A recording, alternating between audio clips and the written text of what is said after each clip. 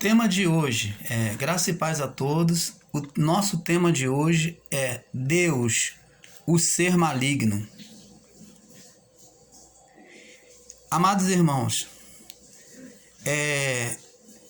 neste momento eu venho tratar com vocês um assunto muito polêmico, no qual o sistema diz que Jesus foi tentado pelo diabo, um ser. E segundo eles, naquilo que eles creem, um ser de cauda, um ser de chifre.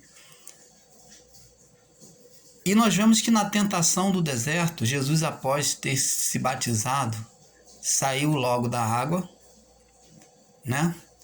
E foi cheio do Espírito Santo. Guarde isso no seu coração que eu falo agora neste momento. A palavra de Deus diz que ele foi cheio do Espírito Santo. E que o Espírito Santo, esse que veio sobre ele, conduziu ele para o deserto, para ser tentado, segundo a deturpação da palavra que houve, pelo diabo. Nós sabemos que o diabo significa opositor. É o adversário, né? Da nossa vida. E nós vamos ver agora quem é esse diabo que o sistema defende como ser. Então, Deus seria tão maligno depois de seu filho ter cumprido o mandamento da lei, de se deixar ser levado pelo batismo a João Batista, para o batismo a João Batista. E então ele pega esse filho e leva para ser tentado pelo diabo, por um ser maligno. Está certa essa interpretação? Vamos ver. No livro de Levítico, capítulo 17, no verso 21 e 22, diz que os pecados do povo, na época de Arão, sacerdote, era confessado e Arão tinha que vir com as suas mãos, impor sobre o bode, que segundo nome era dado pelos judeus, era chamado de bode, eles apelidaram de bode Azazel, que era o bode expiatório, o bode que levava o pecado, o bode expiatório que levava o pecado do povo para o deserto. Existia o bode da expiação, da purificação, em que era aspergido sobre o povo, sobre o sacerdote. E existia o bode onde os pecados eram transferidos para ele.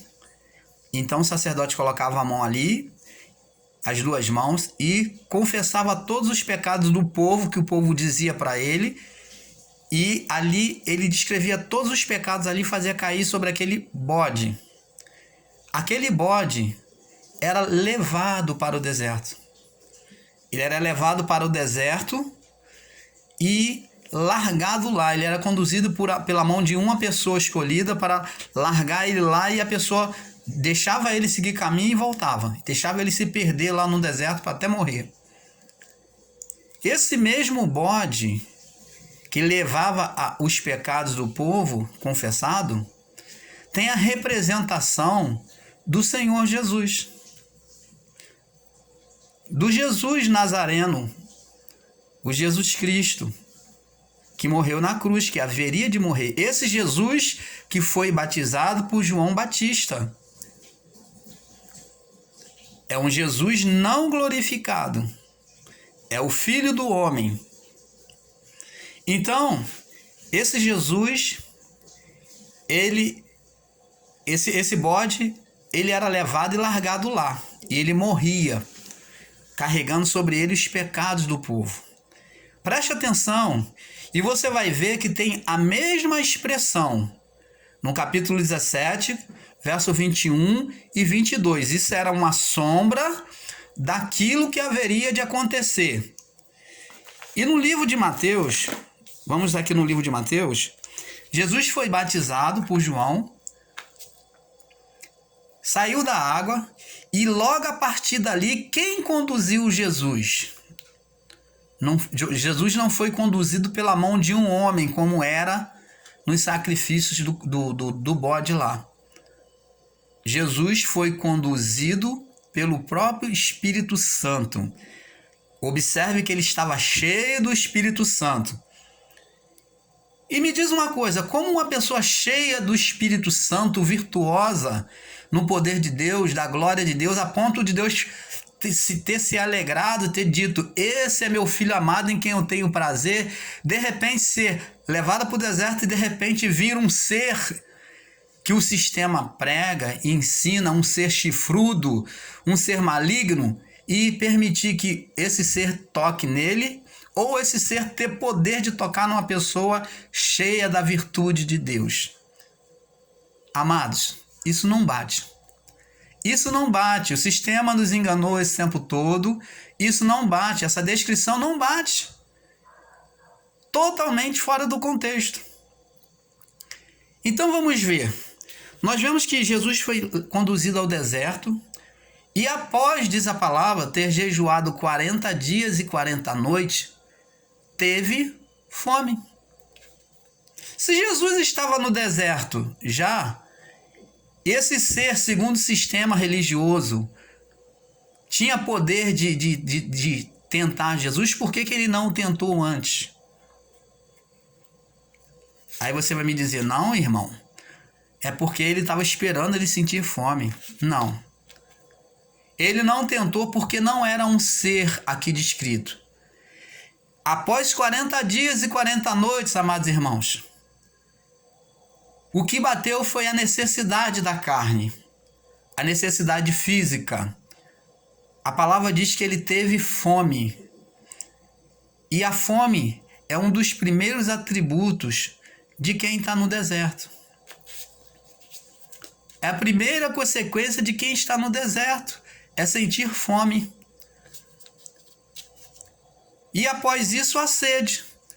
Então, quando a carne começou a sentir necessidade de alimento, ela começou a gritar. A natureza humana é a carne, é esse tentador que a palavra de Deus descreve, que apareceu, chegou-se a ele o tentador, a sua carne, a sua natureza humana em Cristo, que tinha aquela representação, lembra lá de Levítico, do bode expiatório? Então, tinha a representação da natureza humana, do pecado da natureza humana em Cristo Jesus. E então a carne começou a gritar, a falar. Só na necessidade a carne começou a gritar, porque até então Jesus estava virtuoso, cheio do Espírito. A carne não tinha ainda forças para lutar com ele. Então, a carne, quando sentiu fome, ela gritou mais forte. E então começou a haver uma luta contra a própria natureza humana de Cristo. E isso não tem nada a ver com ser de cauda, com o diabo como ser. Não. Esse diabo, esse tentador é a nossa carne que luta contra nós. O apóstolo Paulo diz que o espírito luta contra a carne e a carne contra o espírito, porque eles são inimigos entre si, para que não façais qual seja o vosso querer. Então, amados irmãos, a carne sugeriu a Jesus várias coisas. Usar a fé de maneira vã, que é transformar pedras em pães, buscar proveito para si mesmo, para satisfazer o seu próprio ego. Usar a fé para poder se promover, conquistar materiais. A carne gritou e buscou levar a Jesus desejar poder de governar toda a terra, ser senhor de tudo, todos os reinos do mundo. A carne buscou tentar Jesus a querer ser igual a Deus, lançar lá embaixo, se promover com o poder da fé, o poder de Deus.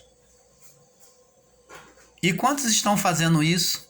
Usando o poder da fé, usando a fé para benefício próprio, uma fé mal empregada.